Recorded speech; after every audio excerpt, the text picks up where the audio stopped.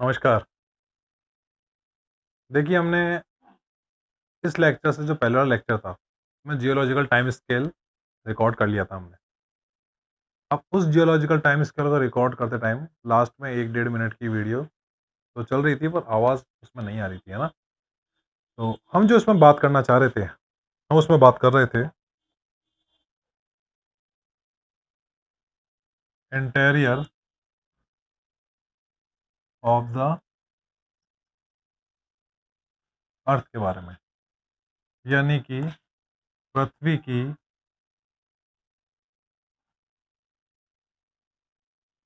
आंतरिक स्थिति कैसी है, मतलब अंदर से पृथ्वी है कैसी। तो देखिए, हमने ये जियोलॉजिकल टाइम स्केल में समझा भी था कि पृथ्वी आग का धधकता गोला है, थी। और आज जिस टाइप की लाइफ सस्टेन करती है अर्थ पे, उस टाइप की चीज़ें पहले तो थी नहीं। अब ऐसे में जैसे-जैसे पृथ्वी को टाइम लगा, जैसे-जैसे चीज़ें बढ़ती गई आगे, ग्रोथ होती गई, तो वैसे-वैसे सब कुछ चेंज होता गया। तो हमें समझना यहाँ पे ये है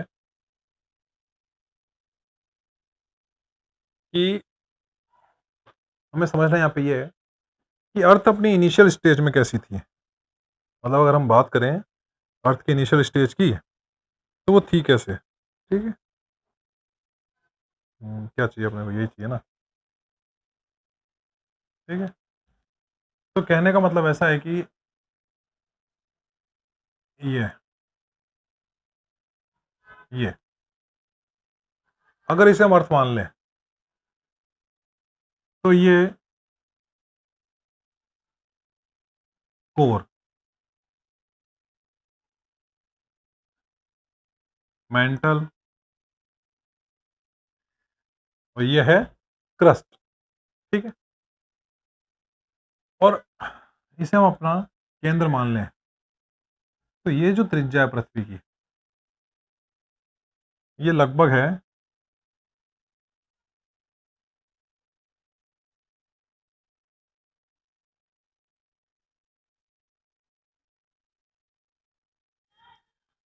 6371 के आसपास, लमसम लमसम।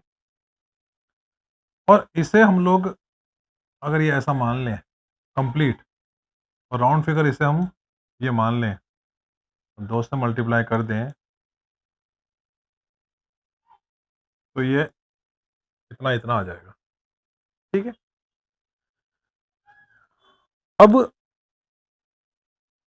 अर्थ का जब इंटीरियर पढ़ते हैं, तो इनिशियल स्टेज में हमें ये समझना ज़रूरी है कि जो ये क्रस्ट है, ये मेंटल है, ये कोर है, इनकी फिजिकल प्रॉपर्टी क्या है, किस किस चीज़ से बने हुए हैं ये।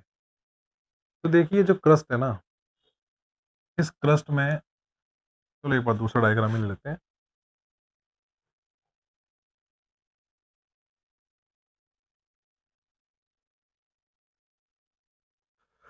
एक दूसरा डायग्राम ले लेते हैं।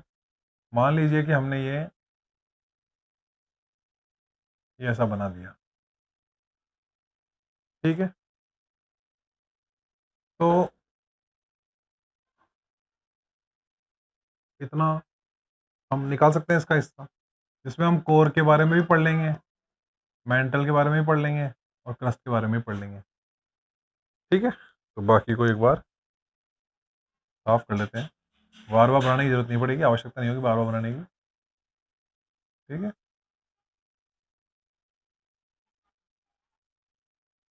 तो अब सिर्फ हम इतना ही बनाते हैं, ये।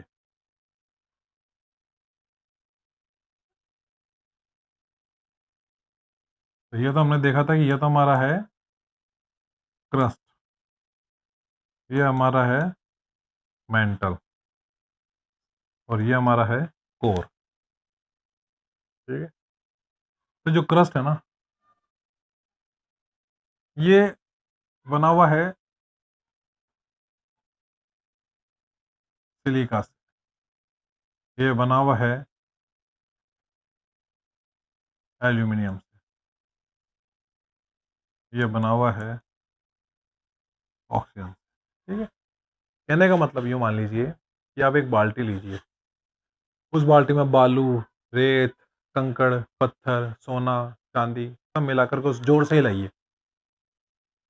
तो सीधी-सी बात है, जो भारी-भारी चीज़ें होंगी वो पृथ्वी उस बाल्टी के पैंदे में चली जाएँगी, हल्की-हल्की चीज़ें ऊपर की ओर आ जाएगी। तो कहने का मतलब यही है कि जो ये क्रस्ट है ना, ये इस टाइप की हल्की चीज़ों से मिलके बनी हुई है। सिलिका, एल्यूमीनियम, ऑक्सीजन इस टाइप की चीज़ों से, है ना? अब पृथ्वी के साथ भी यही है कि पृथ्वी जब गर्म हो रही है, उसमें उबाल आया, तो उसमें जो भारी-भारी पदार्थ थे वो नीचे बैठ गए, और जो हल्के-हल्के पदार्थ थे वो ऊपर की ओर रह गए। तो पृथ्वी के जैसे-जैसे गहराई में जाते जाएँगे, वैसे-वैसे भारी पदार्थ मिलते जाएँगे, और जैसे-जैसे पृथ्वी की सतह पे आते जाएँगे, वैसे-वैसे हल्के पदार्थ मिलते जाएँगे। तो ऐसे में जो मेंटल के बारे में हम देखते हैं, तो ये भी सिलिका और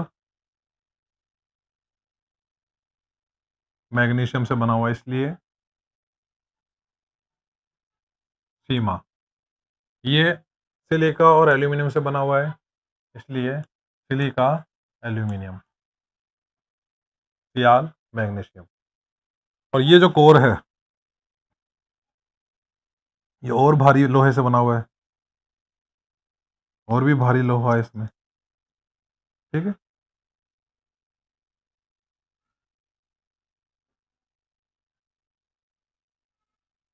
ठीक है? तो इसलिए निक्कल और फेरस। तो कोर के बारे में हम जब बात करते हैं, निफे, निक्कल और फेरस, यहाँ तक तो बातें ठीक है। अब इस पे क्या है कि ये जो सिंपल क्लासिफिकेशन है इसका, ये किया है सुएज महोदय ने, एडवर्ड स्विस। ये सिंपल क्लासिफिकेशन इन्होंने कर दिया। अब धीरे-धीरे इसकी स्टडी जब आगे बढ़ने लगी, इस पे रिसर्च हुई, अनुसंधान बढ़ने लगे, तो इसकी एक और नई व्याख्या निकल कर के सामने आई। ठीक है? वो नई व्याख्या कि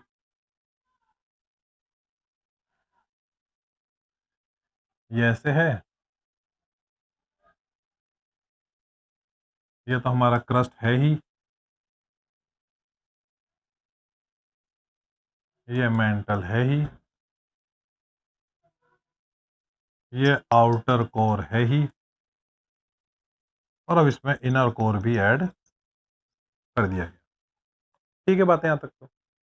आउटर कोर, इनर कोर का इस टाइप से किया गया कि ये जो है, ये द्रवित है, द्रवित, और ये है ठोस। मतलब कि जब हम नीफे के बारे में बात करेंगे, तो ये तो द्रवित नीफे है, और ये ठोस नीफे है। क्लियर है बातें? तो इस टाइप से इसका क्लासिफिकेशन हो गया। ये क्रस्ट है, मेंटल है, और कोर भी इनर है और कोर है, आउटर कोर है, 2 कोर हो गए। अब चीज़ें और आगे बढ़ेंगी, और इस पे रिसर्च होगा, और इस पे स्टडी होंगी। और अब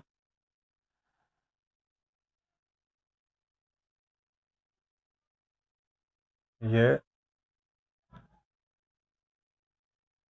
ऐसे, ये ऐसे, और ये ऐसे हो जाएगा। यानी कि ये तो हो गया आउटर क्रस्ट, ये हो गया इनर क्रस्ट, ये हो गया आउटर मेंटल, ये हो गया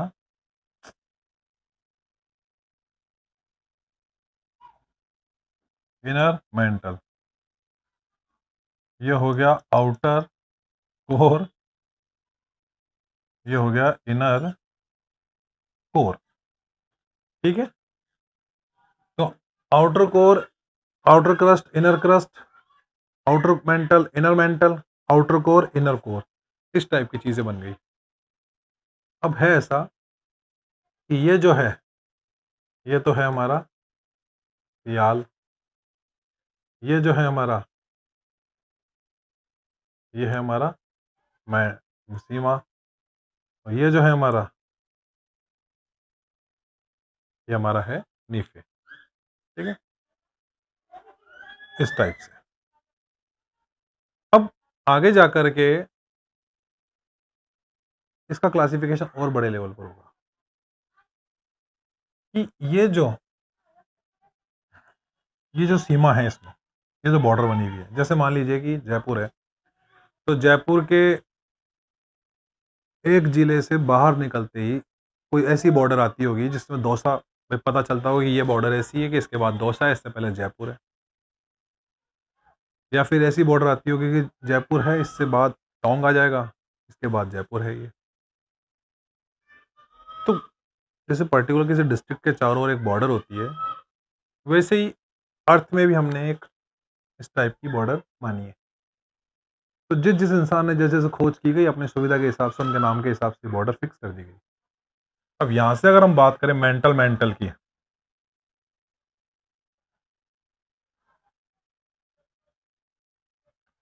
तो 2900 किलोमीटर तक मेंटल है, उसके बाद नीफे स्टार्ट होता है।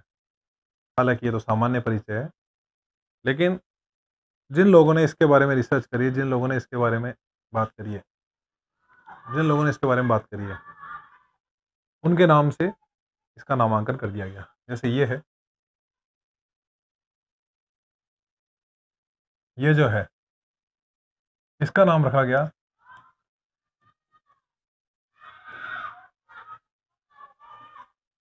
कोनोराड। ठीक है, इसका नाम रखा गया मोहविक, मोह। ठीक है, ऐसे ही ये है रिपेटी, थोड़ा सा रिपेटी, क्लियर है। ये जो है गुटेनबर्ग, और जो ये है लहमैन। तो ये जो हमने किया है, ये है क्या क्लासिफिकेशन, ये जो बॉर्डर बना है इसे कहेंगे क्या? इसका कोई पर्टिकुलर नाम तो होगा, इसे कहेंगे हम लोग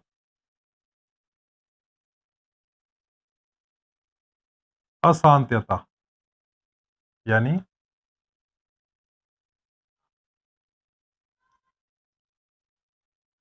डिसकंटिन्यूटी। तो इनर कोर आउटर कोर के बीच में डिसकंटिन्यूटी है, लहमैन डिसकंटिन्यूटी। आउटर कोर से इनर मेंटल के बीच में है गुटेनबर्ग डिसकंटिन्यूटी। इनर मेंटल से आउटर मेंटल के बीच में है रिपेटेड डिसकंटिन्यूटी। और आउटर मेंटल से इनर क्रस्ट के बीच में है मोहविक या मोह डिसकंटिन्यूटी।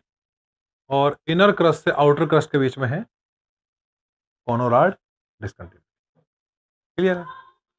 अब इसका एक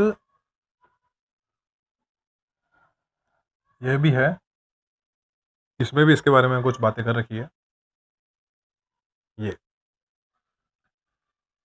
6371 किलोमीटर ये ऐसा है, 2890 या 2900 के आसपास मेंटल आ जाता है।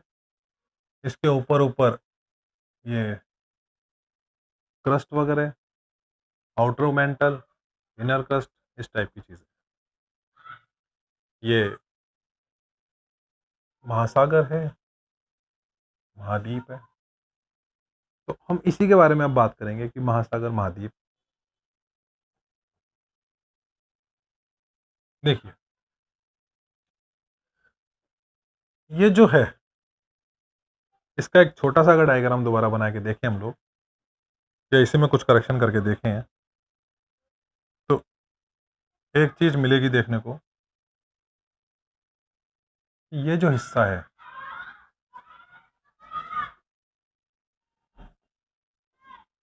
ये कुछ अलग है। इसके बाद ये जो है, ये कुछ और है, ये कुछ और है, और ये कुछ और है। तो ये कुछ कुछ क्या है?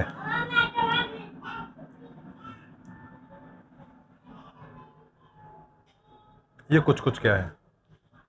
कट लग जाएगा ना। ये कुछ कुछ क्या है? तो देखिए,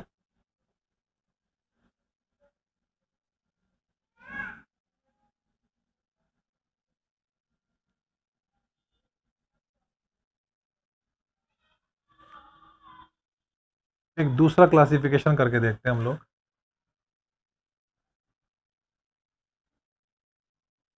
ये तो कहलाएगा स्थल मंडल।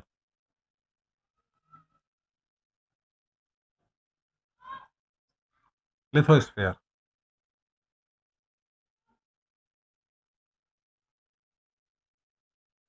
यह कहलाएगा दुर्बलता मंडल।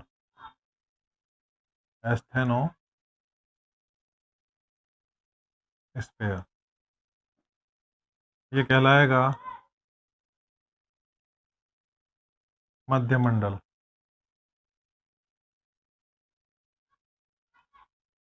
मेसोस्फीयर।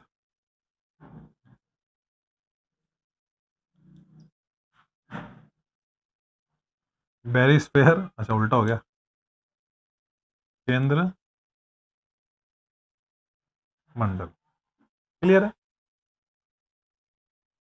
तो ये जो स्थल मंडल, दुर्बलता मंडल ये है, इस स्थल मंडल को हम मान लें कि जितना ये एरिया है ना, ये इसे हम मान लेंगे upper crust, inner crust, outer mantle. मतलब आउटर क्रस्ट, इनर क्रस्ट और आउटर मेंटल, ये ओनली ये है। ठीक है। तो ये जो हिस्सा है ये आ जाएगा इनर मेंटल। देखिए जो दुर्बलता मंडल है ना, अभी डायग्राम में बात भी की थी हमने,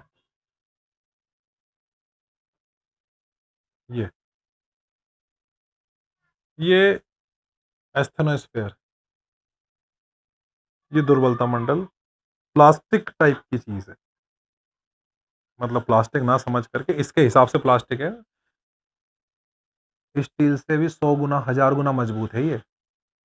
तो प्लास्टिक नहीं कहेंगे, मैं समझाने के लिए कह रहा हूँ कि प्लास्टिक टाइप लचीला चीज है ये, जो फ्लेक्सिबल हो जाता है, इसलिए इसको नाम दुर्बलता मंडल दिया गया है। ठीक है। तो जो हम बात कर रहे हैं कि स्थल मंडल, दुर्बलता मंडल दुर्बल मंडल है। आगे जब हम लोग पढ़ेंगे, प्लेट टेक्टोनिक्स पढ़ेंगे, ये फ्लोर स्प्रेडिंग पढ़ेंगे, तब समझ में आएगा कि दुर्बलता मंडल, ये स्थल मंडल, ये केंद्र मंडल, मध्य मंडल, ये ऐसी बातें क्यों की जा रही है, और इससे पीछे इसे inner crust, outer crust, mantle core, ये सब कुछ, ये सब बातें क्यों की जा रही है, ये सब वहाँ समझ में आएगी। रीज़न क्या है इसके पीछे, इस सबको पढ़ने का कारण क्या है। कारण ये है कि जब भू आकृति विज्ञान पढ़ना स्टार्ट कर देते हैं, जियोमॉर्फोलॉजी पढ़ना स्टार्ट कर देते हैं, तब भिड़ते वैगनर आएंगे और वैगनर कहेंगे कि सियाल है सीमा के ऊपर तैरता है, तो खोपड़ी में कुछ और तैरने लगेगा, और वहाँ कन्फ्यूजन पैदा होगा कि ये हो क्या रहा है। इसलिए इस कंसेप्ट पे बात की जा रही है, तो वहाँ प्रॉब्लम क्रिएट ना हो, इसलिए हम यहाँ खोपड़ी को स्टेबल रखने की कोशिश कर रहे हैं। तो अब ये जो ठोस लोहा और द्रवित लोहा है, जाहिर सी बात है ये तो अपनी जगह है, लेकिन आगे हम पढ़ेंगे कि जो पृथ्वी पे ज्वालामुखी आ रहे हैं, वॉल्केनो इरप्शन हो रहे हैं, वो मैग्मा आ कहाँ से रहा है, तो उस समय हमारा ध्यान आएगा इस जगह पर, एस्थेनोस्फेयर के इस हिस्से पर, जहाँ लावा प्लम है, मैग्मा चैम्बर कहा जाएगा कि मैग्मा यहीं से तैयार होता है। देखिए ये जो आप देख रहे हैं ना, ये महासागर,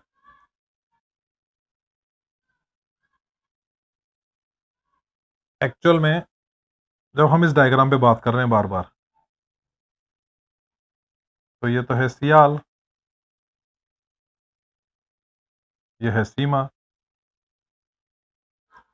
ये है नीफे। वैगनर कहते हैं कि सियाल सीमा पे तैर रहा है, हालांकि आज के समय ये किसी काम की बात नहीं है, क्योंकि रिसर्च हो चुकी है, चीज़ें आगे बढ़ चुकी है, प्लेट टेक्टोनिक्स आ चुकी है, आर्थर होम्स ने अपनी थ्योरी दे दी है। तो ऐसे में यहाँ पे कुछ जो ये हिस्सा है, यह है कॉन्टिनेंट, और बाकी जो हिस्सा है यह है ओशियन। तो एक चीज़ आपको समझने को मिलेगी, देखने को मिलेगी, क्या? वो ये है कि जो कॉन्टिनेंट है, हल्के पदार्थों से बने हुए हैं, लेकिन मजबूत हैं, पुराने हैं। हल्के पदार्थों से बने हुए हैं, लेकिन मजबूत है, पुराने हैं। ग्रेनाइट चट्टानों से बने हुए हैं, ग्रेनाइट चट्टान। वहीं हम महासागरों की बात करेंगे, नए हैं, कमजोर हैं और बेसाल्ट चट्टानों से बने हुए हैं। मेरे हिसाब से बात समझ में आ गई होगी। तो ये जो डायग्राम है काफी कुछ समझा भी देता है। हम जो बात कर रहे थे कि ये आयरन सॉलिड, आयरन लिक्विड, ये रॉक, ये रॉक, ये rock, crust, upper mantle, lower mental, outer core, inner core, ये आपके ओशियंस, यानी कि ये आपके ओशियंस यानी बेसाल्ट, ये आपके ओशियंस यानी बेसाल्ट, और ये आपके ग्रेनाइट कॉन्टिनेंट। तो यहाँ तक बातें मेरे ख्याल से समझ में आ गई होगी। इसके बाद हम विधिवत तरीके से अब जियोमॉर्फोलॉजी स्टार्ट करेंगे, भू आकृतिक विज्ञान। ठीक है, आप सबका यहाँ तक साथ देने के लिए धन्यवाद, शुक्रिया।